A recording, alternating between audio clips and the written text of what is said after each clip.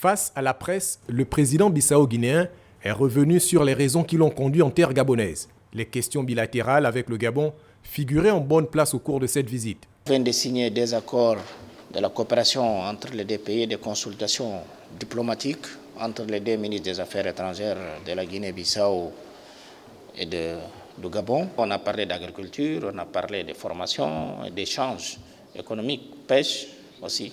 Le chef de l'État bissau-guinéen a entamé depuis quelques semaines une tournée diplomatique qui l'a conduit tour à tour en Russie, en Ukraine et en France. Pour le président Umaru Sissoco Embalo, la recherche de solutions durables aux situations sécuritaires dans le monde passe par le dialogue.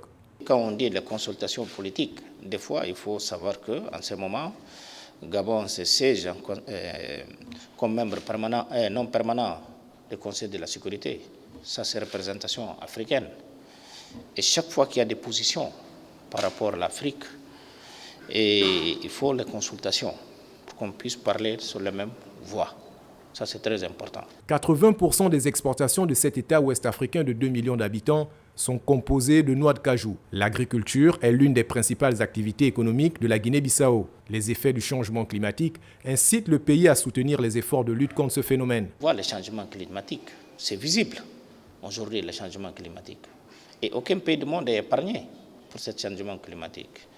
C'est pour cela que Sharm el-Sheikh s'était décidé, comme tous les autres. Maintenant, c'est l'implémentation des accords de Paris, que Guinée-Bissau aussi est signataire. Le Gabon est régulièrement consulté sur les grands dossiers internationaux.